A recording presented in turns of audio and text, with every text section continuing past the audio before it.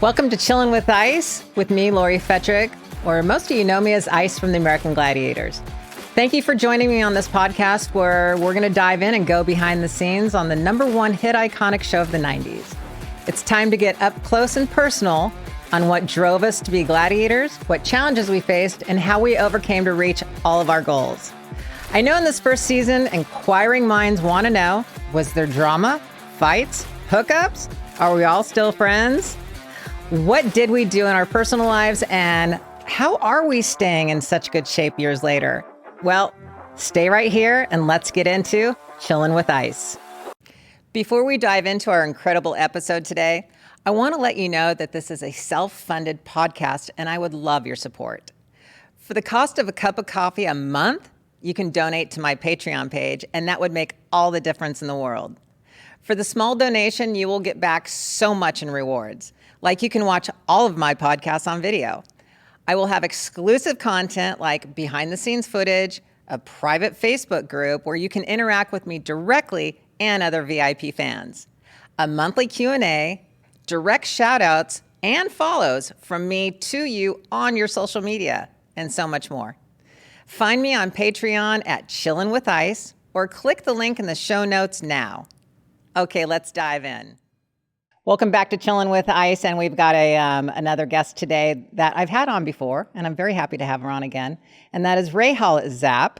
And this is a special edition because of the fact that now I get to talk to Ray about after the documentary finally hit. So Ray, you are my very first gladiator here today that we get to talk about the documentary that we actually just saw on Netflix, Muscle of Mayhem. So I have so many questions from so many fans, so I thought, why Zapp? Because Zapp, Ray, you have gotten over 15,000 downloads on all the videos, everything. You are the most popular so far gladiator that everybody wants to talk about and to hear from. So I think that's you, honey. Thank you so much. But they love you. And so that's why we're back here today. But you know what I want to do is, this is something that a lot of people are asking me. So let's just dive into this episode. And that is, tell me about where you were and who you watched Muscle of Mayhem with. Okay, I'm going to be honest. Please do. I was terrified because the way they did the ESPN documentary thing, I didn't like it at all. It put us down. It made us kind of look dark, weak, and dark and dilapidated. But so I got up really early the morning of, because my friends up here in Tahoe were putting together a pretty large party at one of the houses, and I'm thinking, I don't want to be embarrassed. I don't want people to know certain things that aren't true, that they make up. And so I sat there sitting on my hands by myself, didn't even let the hubby see it. I was so pleasantly surprised that I was so excited to even add more friends to the party, because they did a great job. They didn't throw anybody under the bus. They made us all, and I think the fans have all reached out because nobody really realized what we went through. Right. And we had to endure politically, production-wise. So the party went off except everybody was eating and drinking, so nobody really watched it. So that's okay. I totally can see that. Shut up! I know. That's so funny because I was very nervous to watch it as well. And I think it was because of that right there, what you said, ESPN. They did one of those type of situations to where it's like, oh, they can do anything with this documentary, and let's just pray to God they do us justice. So, but let me ask you, how were you? Okay, you were watching it, even though everybody was partying and everything like that. It's when you started watching all the clips, how did you feel? Did it feel like it was just yesterday? Honestly, There were parts of it that I didn't remember. I swear, I'm watching it going, I don't remember that. And I'm like, did that really happen? And then I start questioning myself. And there's certain parts of it that people have seen that are like, that my friends are saying, did you really do that to Nitro? I'm like, no, I didn't. Okay.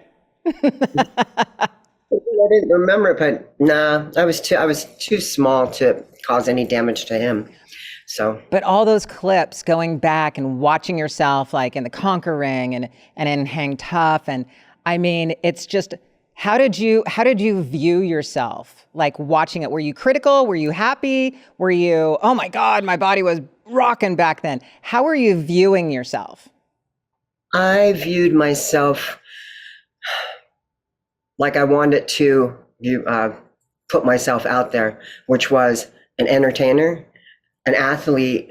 I proved myself, and it shows after year because we just got better and better at the games, where it became more entertaining for me to entertain the crowd and get, go sign autographs up in the crowd. And I wasn't shy about that.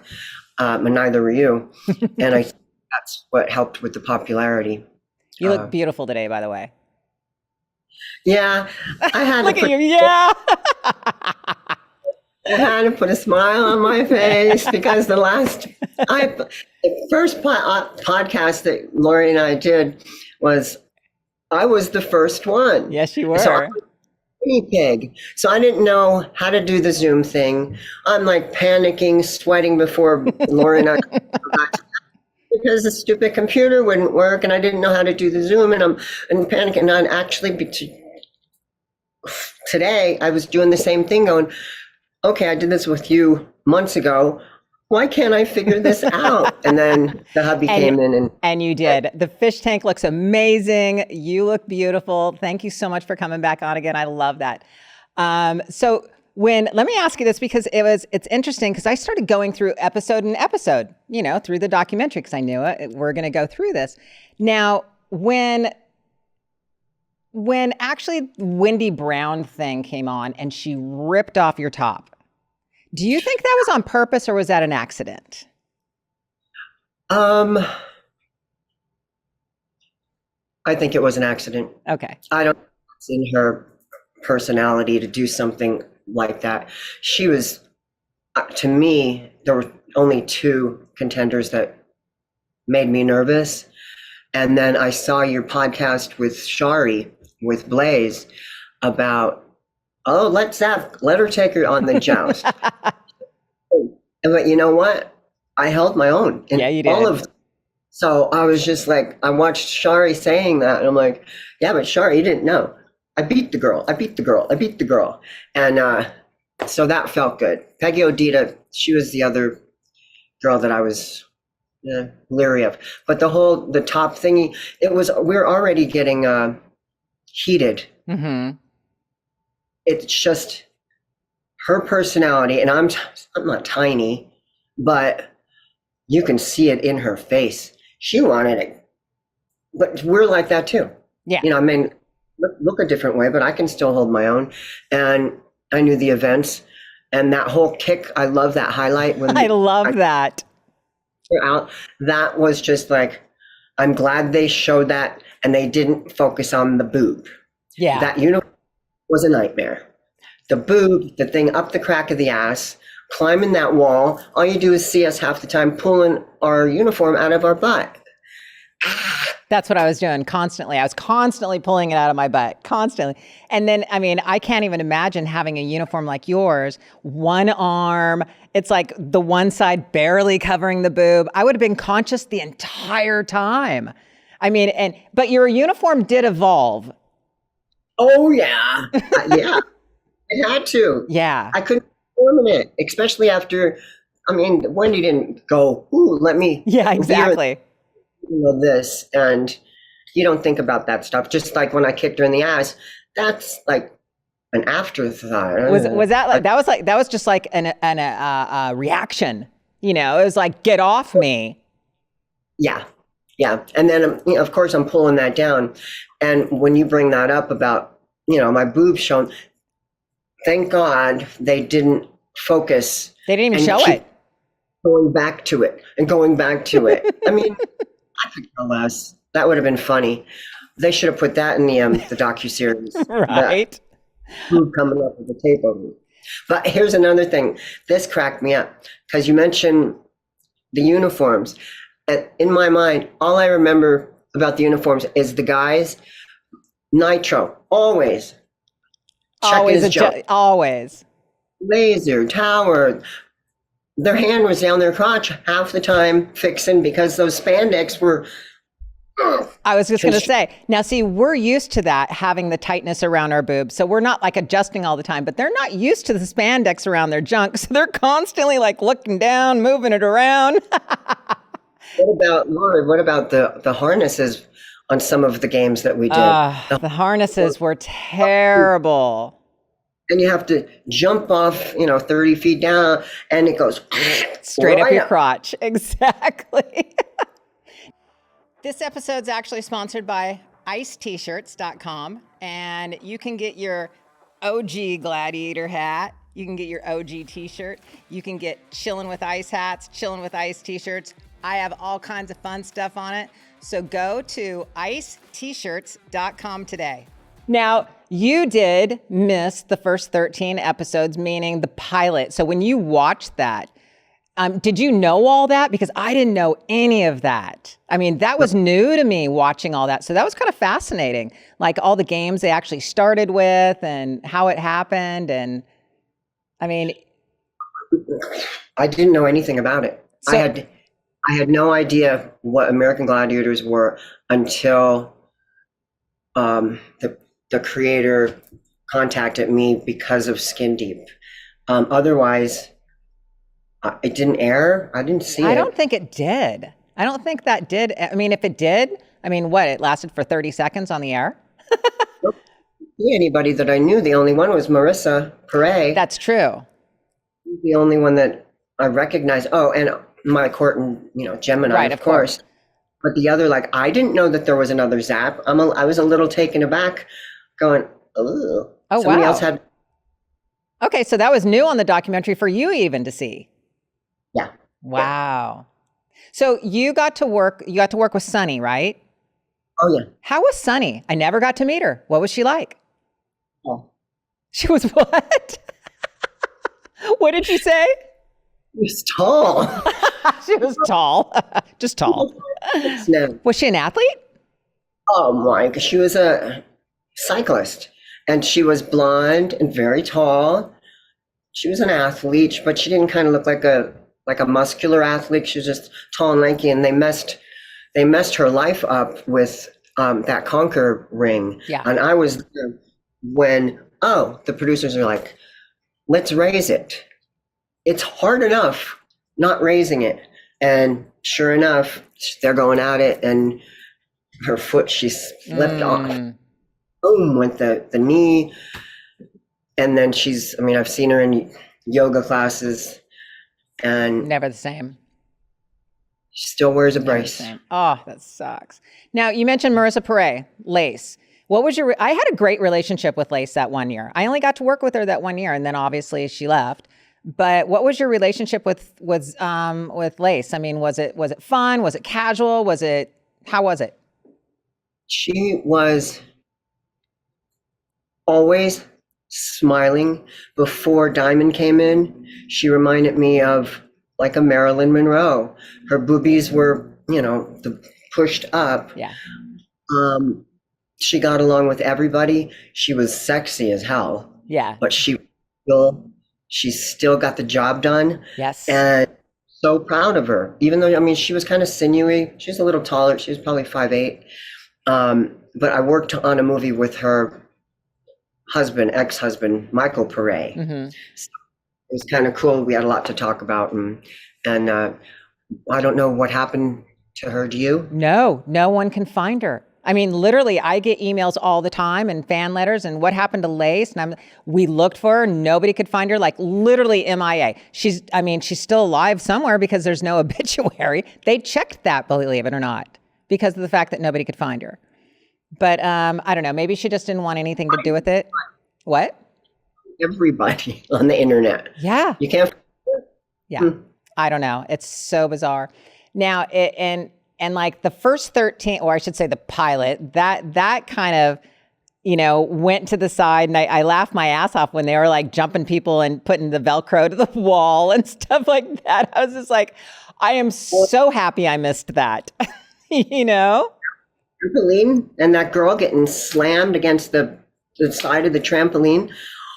Talk about injuries. And then Dick Gaskin goes, we were really concerned about the injuries. And I was like, really? Were you?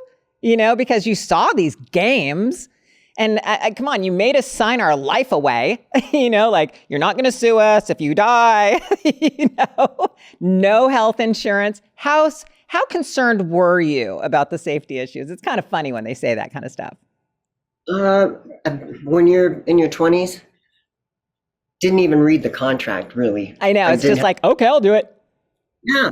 Yeah. That was exactly right. Did not have any idea. Didn't actually think the show was going to go very far because it was so lame in the beginning. Some of with the cardboard cutting audience, with the cardboard people in the audience, you're running out there waving at cardboard. Yeah. Now, see, I was just going to ask you about that because I wasn't there with the cardboard cutouts. I got there when the Universal trams actually starting letting people out. So the Universal tram would go by our studio and they'd let out all the people and they'd have to sit in there for like, a couple hours. And so we actually had an audience. So I wasn't there for the cutouts. That would have been hysterical. It was lame, but when they did leave the audience come in on their little tour through Universal, the only thing was after like an hour, they don't want to be there anymore. No. So they're not, they're not rooting for anybody because they don't know anybody because the show wasn't on yet. And so you see all these faces, it's like 10 o'clock at night. Yeah, it's hard to perform in front of them. Very hard. That was hard. That was the second year, right? I came in, I missed the first 13, I missed the second 13, and for some reason it's kind of like coming in the first of the second season. I don't know how they did it. They called it first, second, and all that kind of stuff. They have it all laid out. But yeah, it was interesting. I don't remember. Now here's who I don't remember. Titan. I don't remember Titan. Maybe he left when I came in. No, he was still there. I don't remember him. Why don't I remember him? See, that's one of the things I don't remember. Well, because you might have come on when they were filming their events. Right. You might the next day, or the women are doing our events, because that man had a temper.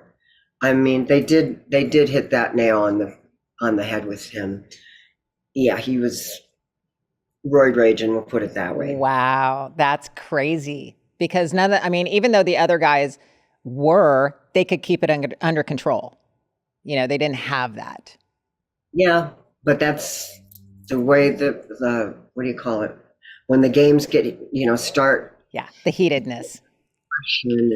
And that's when I guess your testosterone starts boiling and you can't control it. I mean, we've seen a lot of, come on, Gemini went off on, I think, Billy Worth. Yeah. And then there's a few other that I remember. I've never gotten any confrontation. I don't know if you did.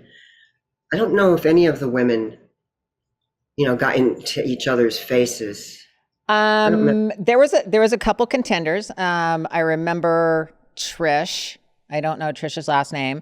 But I do remember in the Breakthrough and Conquer, like if they didn't make a move and they came directly at me without making that move, there was a part of me that just wanted to throw my elbow up because I wanted to protect myself, first of all, So there was a couple times that they would come straight at me and I'd hit them as hard as I can just for the sake of protecting myself in a way. And they would get up and they'd be in my face and I'd be in their face and it was like, rah, rah, rah, rah, kind of thing. And so, yeah, it's just about the laws of physics. You're standing there and they're coming at you. Exactly. Nothing you can do. I don't care how big you are. If something's moving forward, and and the firefighter, I'm not going to mention her name, I got seriously injured in that because the girl did not make a move intentionally. Nothing like this even. Came straight at me. Her elbow hit me in the sternum, and my breast ended up underneath. And so I couldn't get in her face because I was flat on my ass. You were dying. Yeah, that hurt. Yeah, and it was, thank goodness, it was like the end of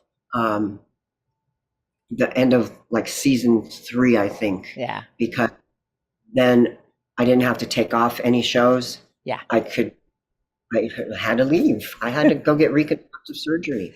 Tell me what your strategy was in the Conquer Ring. Everybody had a strategy. I had my strategy. I would take their head. I would take my hand on the back of their head and shove it down on the mat, literally, so that they almost couldn't see. And then I just kind of run around them. That was my strategy. Say that. I totally remember that. Because you're circling, going round and round, and they're like a top going. Yeah, exactly. I just tried to stay on my ass. I really did, because I was I the shortest gladiator? Yeah, I think. Yeah, how tall are you? 5'4"? Now? Not now, back then. I mean, have you shrank that much? I haven't shrank. Have you really? Yeah. No. I was 5'6". Okay. On my driver's license, so it has to be right. Yeah, exactly. It has to be true. It's on your driver's license. So 5'6". Okay. Was there any strategy at all in your jousting? Oh, let me get back to the Conquer. Okay. So I'm so short. Let's say like Peggy, what, 5'9"? 5'9", 180. Jesus. I know. So I stayed as low as I could and just kept trying to go backward, like stay away from that ring. Yeah. I just, like a little crab. That's how it felt. So it was hard to grab me. And if somebody did, I would just stay really low because I had really, really strong legs at that time. And that brings up to pyramid, speaking of power legs, because you had to have the legs to climb up that pyramid, which was amazing. It was hard, but yet it was fun. I didn't like that game. I did, because it felt like when you tackled them and you rolled down, it was like, I don't know, they were just like, they were like pillows, just big, huge crash mats that you were just rolling down. I don't know. I just found it to be a blast. I actually loved that game.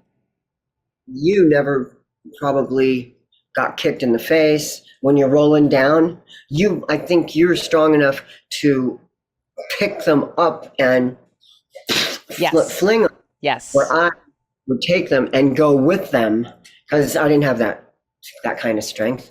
Because that was later on, like I think the 4th or the 5th season that pyramid came in. Right. And so I hated it, because I would either go with them and I'd get an elbow in the face, or we'd smash shins. And now the joust is a whole different. Yeah, let's talk about the joust, because you excelled at the joust. But what was your strategy there? I hated that game. So you did well. You hated it, but you did well. I want to be up on that stupid pedestal. I don't have a problem with heights. It was just, I got good at, and you got good at I don't think you had my technique, where I would completely turn my back and put the on my hip. I remember this. Instead of, because for one thing, I've got really tiny hands. Mm-hmm. Really tiny hands. Those sticks. Tiny hands. Their hands around the stick. I couldn't hold on to the stick. So I would take it and immediately do that turn, and then use the momentum off my hip, and knew exactly where to hit them at the angle. It worked. It worked. It did work. See, my strategy in the joust was to get the first hit into the head. Like I wanted to stun them. Yeah. And you did. Once you stun them, they're kind of like, they're a little off balance. They're not quite sure. And then you have them. that's when it's fun. We can just wail on them. Like Sarge, he never taught me He how never to taught joust. me either. Like, he came up and he was teaching everybody joust. I'm like, where was I? But I didn't want lessons because, again, I couldn't hang on to the stick. When they changed production companies, I was up there and they're like, in the mic, tell Zap to put the gloves on. And I had been doing the joust for years. I mean, it was fun for me. I would like tap they'd go to hit me and I tap it away. Schlartz move. Yeah, you're not going to hit me. Right. But they said, put the gloves on or you're fired. Make her put those gloves on. It's a safety issue. Yeah. Safety issue. And I said, I can't hang on. And this is in front of the audience, the contenders on the other pedestal. And you're having an argument in the middle of the production. Yeah, put them on or you're fired.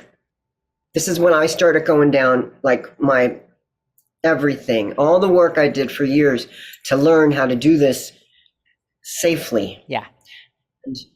And so I put the gloves on. Lori, the gloves didn't fit. I mean, they're hockey gloves. I remember them. Oh, no, I remember them. They were huge. First of all, they didn't fit us. And then remember, they would have to take tape and they'd have to tape around our wrist to keep them on because they were just so big. They were just going to slip right off. It was ridiculous. It was stupid. Well, guess what I did? Yeah. Besides that. Okay. Remember the episode. This is one thing that I wish was actually in the documentary. Would have been amazing when you. Sorry. Which one? I put the gloves on. Oh, okay. I thought you finished it. Go. She took a swing and I went like that and dropped the stick. Oh, you did. I did. You weren't there? No, I wasn't. Because I didn't get beaten that very often. And this poor girl, she's just like going, what just happened? So she got the points. I jumped off. I'm like, wait, and go ahead, fire me. Yeah. Please. Stupid. Go ahead. Sorry. When you actually climbed up the wall and dove off, that would have been a great, if they would have had that on film and showed it on the documentary, that would have been great. What were you thinking? And just tell us what you did. So stupid. Well, we did a lot of stupid things. For one thing, all that climbing, I beat the girl up there. Nitro's on the ground yelling, jump, Zap, jump. And I wasn't thinking when I was up there that the guys were holding the rope, that we're not harnessed. They're, And how high is the wall? What was it? It was 35. How high? 50? No, I think it was 35 feet. Okay, 35 feet. Pretty sure it was 35 feet. Because and the riggers down, the riggers down below were holding our ropes. Yes, and so he said that, and I was like, okay. And I took a dive. You took a swan dive off the top of the wall. I'm dumb blonde, bleach blonde, but that was stupid because the guy who was holding got serious rope burns. Oh, shit. The rope, he didn't know.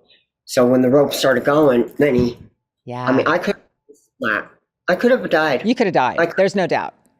Yeah. Not me, maybe 10 feet off the ground, maybe. Wow. I mean, I was pretty close to the ground. And then everybody cheered and yelled, and I'm thinking, that was one of the stupidest things I've ever done. Thanks, Nitro.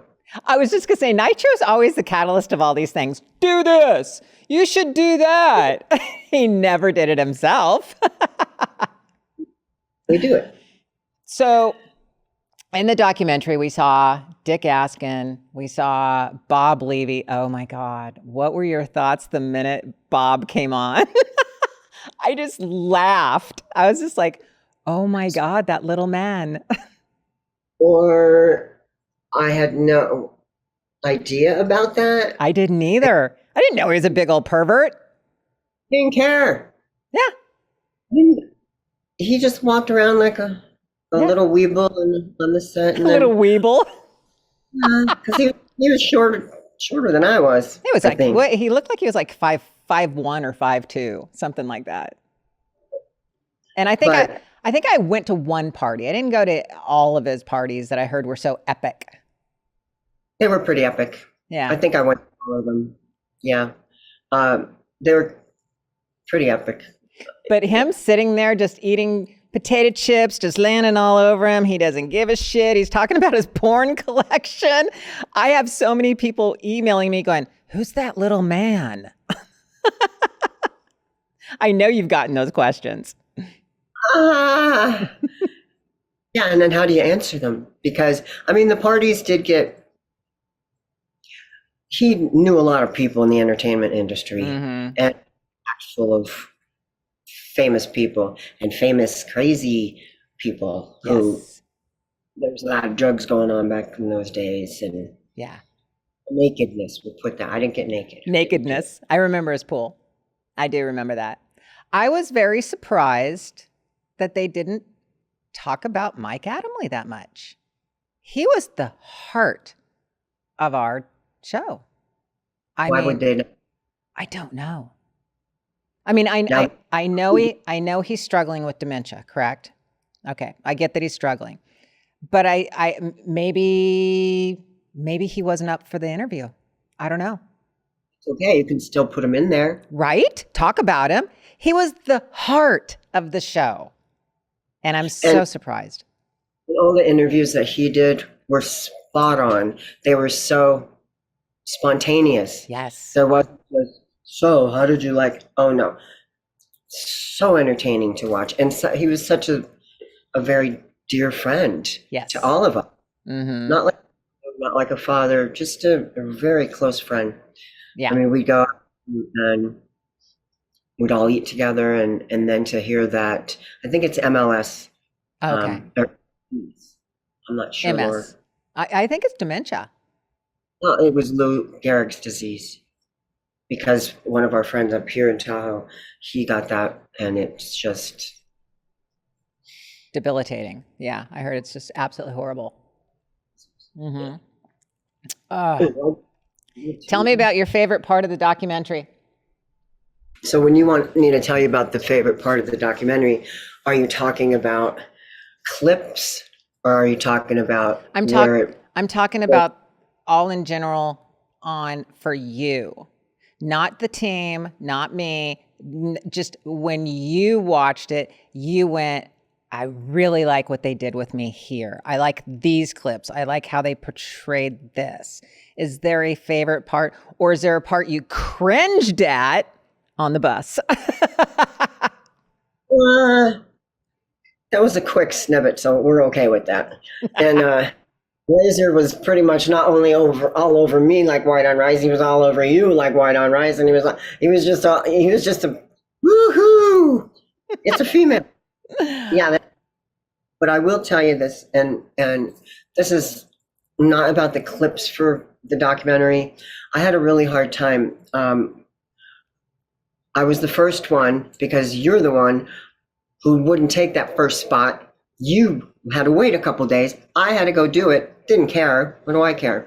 But the hotel that we got put up in, a guy got shot and killed at 4:00 in the morning. Right on the 405, the big round. Yeah. And so sirens are going, and we couldn't get out to get to the venue downtown. Where's it, Burbank, Laura? I think so, yeah. It was down in some industrial area. They did a great job with that. But being the first one, again, the guinea pig, I was not in the frame of mind, if that makes any sense. Oh, absolutely. I couldn't have fun with it because we couldn't get out of the hotel because of the cops. Then I had to say, we're doing this documentary. They're filming. I have to get there. Finally let us out, driving in LA traffic, shaking, and then get in there. The guys were great. Producers, Tony, they're wonderful. No other gladiators there, which was a bummer because, you want friends there. Yeah. To I know.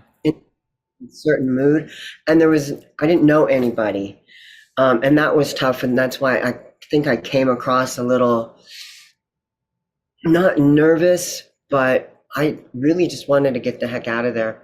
We left early, got back on a flight to Tahoe and said, I don't want to go back to LA. And this is insane. It I mean, I can literally it can be crazy here. There's sat no on doubt. my Okay, so flight. speaking of which, what do you feel landed on the editing floor that you wish would have made the documentary? Because you were there for 6 hours. I mean, there was a lot of questions, a lot of stories. Yeah, I wish I would have wore my jacket. That's something I do wish because Nitro wore his, Tower wore his, Laser wore his, and I really wish I would have known because our jackets were stunning. You Yeah. had one. Yeah. Did you use? I didn't use mine. Mm-mm. I'm glad there are certain things that did end up on the cutting room floor and that they didn't take out of context. And that's the stuff that I was kind of worried about, that they would make more out of it than Than it what it was. was. Yeah, and what I tried to do. Can you share something? Yeah, there's just my friendship with Dennis Rodman, Mm-hmm. my people that I dated in the while Gladiators was going on. Mm-hmm. And they can embellish all they want to, and there's nothing you could do about it. But then, there are other people who would watch it and go, no, they were just very, very close friends, like very close. So that's something that they made a cartoon out of it, which was funny. Yeah, it was. Because he did drop my motorcycle, and he's a Harley guy, but I was in Malibu, you want to take it for a ride, all those peeps were around, and he ran it right into a wall, and I could have killed him because he just didn't hurt. He jumped off the damn bike. Look, everyone wants to know this, and I'm just going to ask it, and you can bypass it or not. It's up to you. However, was the little fling with Laser only on tour? Yes. And who initiated that? It was who do you think initiated it? It wasn't me. Him. Hey, baby. Hey, what are you doing? It was kind of cool that he was like behind you and, yeah, humping me. Like in his underwear or whatever. And what's funny is because I was kind of shy. Can you believe that? Absolutely not. Whatever. Nice try. Okay, so thing with Laser, that was very short-lived.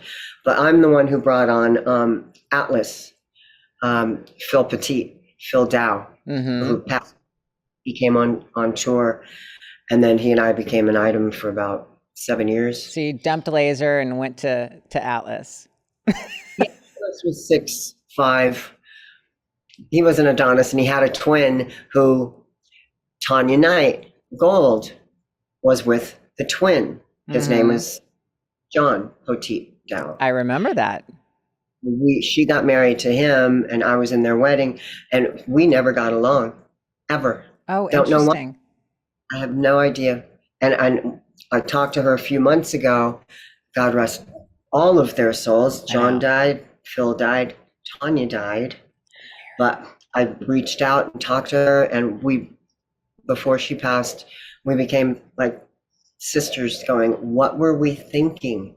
We could have ruled this town. We were just young. We were young, Animosity with the body. Was it the bodybuilding? I mean, she ended up pro. I don't know. Could have been drugs. Could have been anything. We just don't know. Yeah. And it's funny. I laugh, but some of the emails and comments that I get about where did all that footage come from, and then I kind of felt a little bad because it was like my footage. I didn't know they were going to use all of that footage. I can't believe you're the one who actually took the footage, because none of us. I didn't. But weren't you with Trinity at that time? Yeah. Yeah. Is that in the footage of us? Yeah, she was in it. I had to call her and go, I got to let you know something. And she's like, okay, thanks for letting me know. You know, Yep. that was pretty much it. I don't even think she's watched it yet. And then if I'm thinking, because I was watching it, looking at this footage going, those were that was the good stuff. Yeah. That footage. And if we didn't have that, how would they have filled it? I don't know. That's a good question. And I mean, they made it look like we always were putting beer bottles down our throats, and it's not how it went. It happened that one night. I think everybody we were playing like Truth or Dare or something on the bus at that point. I don't even remember. But there's so much footage they actually didn't use, but they did a really good job with everything. I know that was like it was like episode 4 was all about the tour, pretty much. And that was like really fun and everything, but there's so much that I actually don't remember, it's kind of like, I love the part when they were like, when I asked you, I go, where are we, Ray? And you're like, you know how many times that we went out on the microphone and we'd go like this, hey, welcome to, where are we? Richmond, Ohio. Yeah. When you and I roomed together, it was that got controversial too. Oh, wait. Yeah, because look, everybody thought that whoever I roomed with, because I was gay, I was hooking up with. It's like, come on, people. We were hooking up for the money. Exactly. That's what we were hooking up for. And then, no, did you love the diamond? I got to confront her on that one when she goes, I had more girls wanting to hook up with me. I'm like, who were those girls? Because it wasn't me. Ray, were you trying to hook up with Diamond and I didn't know about it? Remember that? What? I know. That's what she said. Well, I heard that, but I thought she was pointing the finger at you. Yeah, no. Siren, but I don't see Siren doing that, because I was very close with Shelley Beatty. God rest her soul too. Oh my God, stop. I know. Should we name them all? They're starting to drop like flies. But overall, I know, it's so sad. It's insane. It really is. I know. It's like, do we have a black cloud? I'm waiting for the cloud to drop over me. Jesus. Nah. So tell me how the reliving of the 15 minutes of fame we get right now. Laura, you're making it possible. That 15 minutes is going to be a lot longer. I hope so. It will. All this social media that you put so much energy into, and I try to piggyback off you. I do, because you're like my sister, and half the time I don't know what the hell I'm doing, whether the sound doesn't work, and you got all these like clips and montage and collage, and then I can barely get one thing of me doing something in the gym, and I forgot to put the audio on, and I post it. Okay, you're gonna laugh at this. Do you know what I did before I came onto this episode? I was on the phone with Jim Laser for 30 minutes on how to post a photo on Instagram. I'm not even joking. I was like, push the little icon right here. And I was like, oh my God. Because I told him, I said, Jim, you have to start posting. Steve is posting. Nitro is posting. Zap is posting. Even Diamond right now is posting. The more we post, the more we're going to stay out into the public and we're going to still be relevant. And that's what I kept. So I told Jim, I go, at least 3 days a week you have to post. He goes, okay, should I do it every day? And I'm like, yes, find a photo. I don't care. You don't have to do video. Just find a photo and put it out there. It's funny. I talked to him today too about, do you have 8x10s for these appearances that we're going on? Because I have to go through all these photos for the appearances because they want us to sell our photos, of course. And they're like, do you have a banner? I'm like, no. I know. So I talked to him about that, and he's like, I have to get 8x10s. I'm like, you better get on it. He's like, I don't know how to do that. I'm like, find an old 8x10 and send it to Costco. I'm laughing because So much has changed since we've been out. I mean, I even went to, okay, remember like when we used to go and get 8x10s and there to be all these studios around Hollywood and LA to where we could just get 8x10s made. It's not like that anymore. Not only that, they were like, maybe what, 50 cents a piece? I went out, Ray, you're going to laugh at this. I went out to go get a couple 8x10s because, you know, I actually do sell them on my website. And all of a sudden I'm like, what do you mean that's $10? You know? No, I'm supposed to get like 50 or 100 of them. Yeah. So, And I mean, I kind of help Jim with all that as well. But so tell me, go back to the relevancy. Tell me about how it's feeling right now. Tell me how you're feeling about, I mean, let's be real. We're getting attention again. It's different. We haven't had it for 30 years. I needed it. Thank you. I did too. I did too. Something, because out lost thinking, where do you go from what we did? Oh my God, besides the show, besides the tour, then there's the appearances and just the whole social of all of us being like a family. Yes. And then everybody's gone. Yeah. Jim's the grandpa, Steve's a grandpa. I'm hoping to be a grandma one of these days. Never thought I'd say that, but you'll never be a grandma, so don't worry about it. Thank you. I know. But being up in Tahoe, it's slow. Yeah, You've been to the mountain. Yeah, it might be slow up there, but you're getting inundated with emails and social media and messages and everything, and that's got to feel amazing. It does. And it made me get my ass back in the gym. Never really gotten out of shape, but watching the documentary and seeing the shape that we were in, it just got my fire underneath my ass with a goal in mind going, the Watcher, who was Superman, Henry Cavill, his called me. Henry wants me to be his mother in his next fantasy production. The mother part would hurt for me, but it doesn't matter because you're acting, and so who cares? I have no problem aging. No problem. Oh, good for you, because I do. I have a huge problem with it. Your mom? What? Mom? But okay.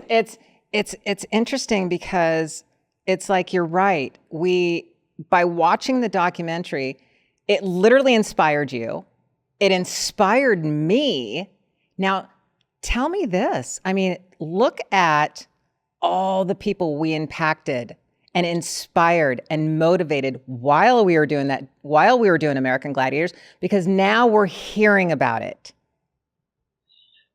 Lori, and the people around me who I surround myself with, I guess they can believe, but everywhere I go now, I'm telling you, at least a couple times a day, I'll get stopped at the grocery store. People from the gym going, Zap, knew I knew you. Yeah. Or somebody coming out of a movie we went to see and came out, and this guy comes up and he goes, can I please shake your hand? I've been a big fan since I was like 11 years old. And like my husband's mouth drops going, whoa, didn't realize. And it's coming back, Lori, because it was like that. And now it feels so.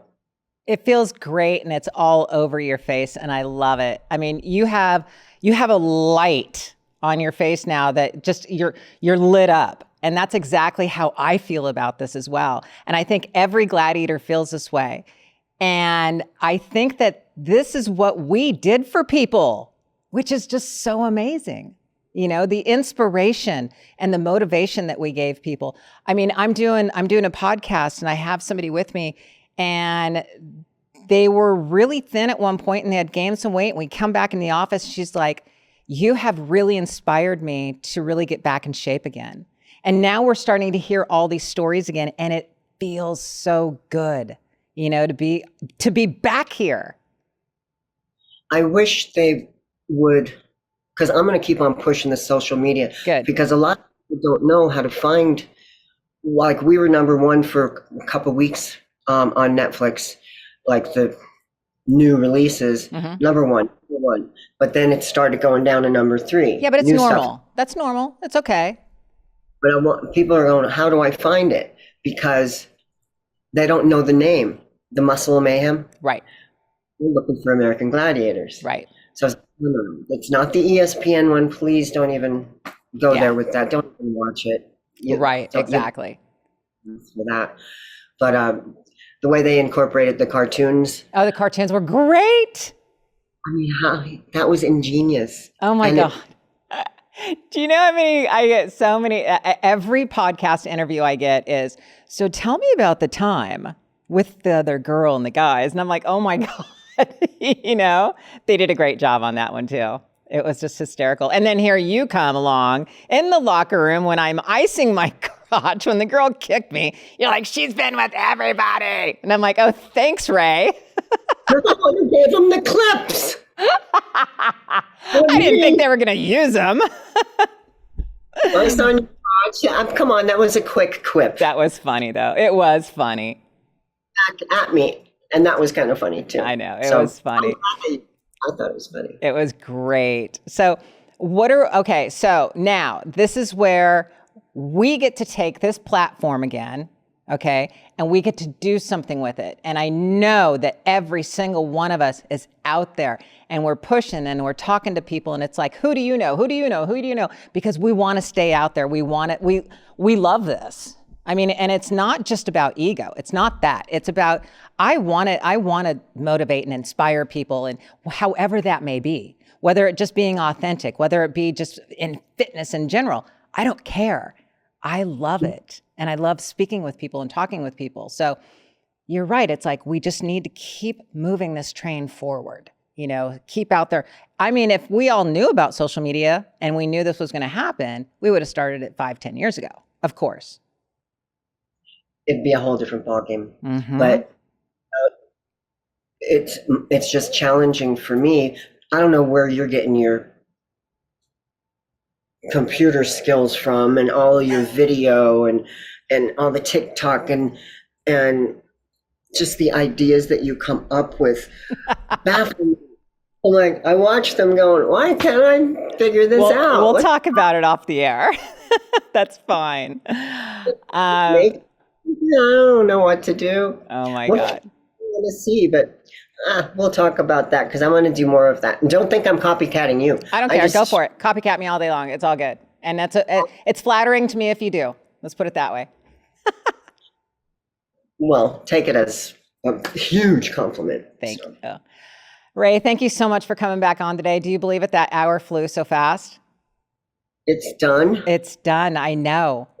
Talk about. What else do you want to talk about? People wanted to know about inside the games and how we were in the arena and what your relationships were. I'll end on this. People out there, you're going to see this. Stop asking me to do wrestling sessions. Oh my God, me too. Oh, and they keep upping it. I mean, that's one person. Hey, what if we, wait, I got an idea. What if we do them together? And we double charge them? Okay, sure. That's $5,000, $2,500 a piece, and Ray and I will be there, and we'll tag team you. Yeah, you can keep your clothes on. I'm thinking. Oh, they were going to come off? Like, no.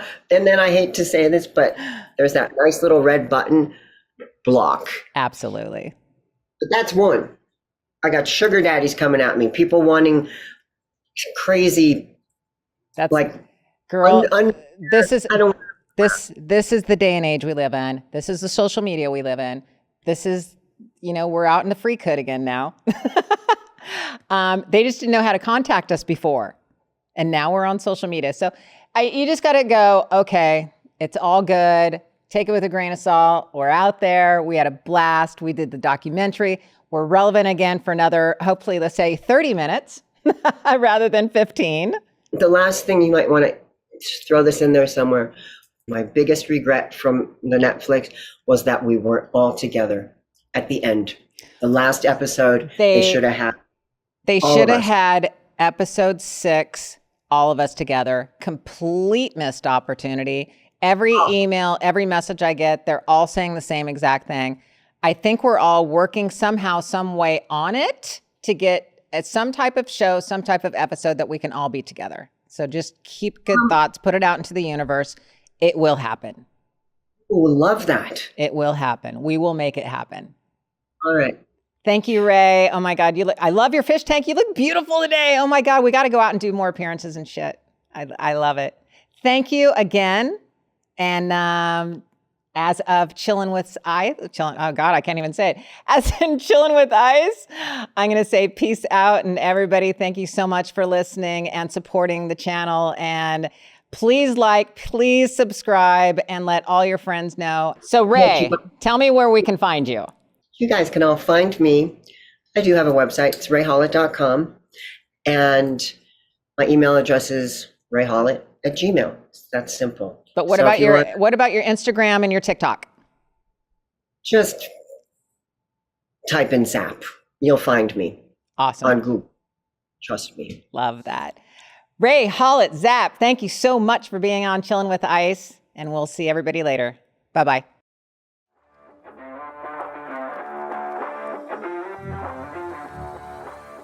Thank you so much for listening to Chillin' with Ice. And don't forget to hit that like button, subscribe, and share wherever you listen to your podcast. Remember to follow us on Patreon and YouTube at Chillin' with Ice. And on Instagram and TikTok, you can follow me at lori.ice.fetrick. I look forward to chilling with you next time here on Chillin' with Ice.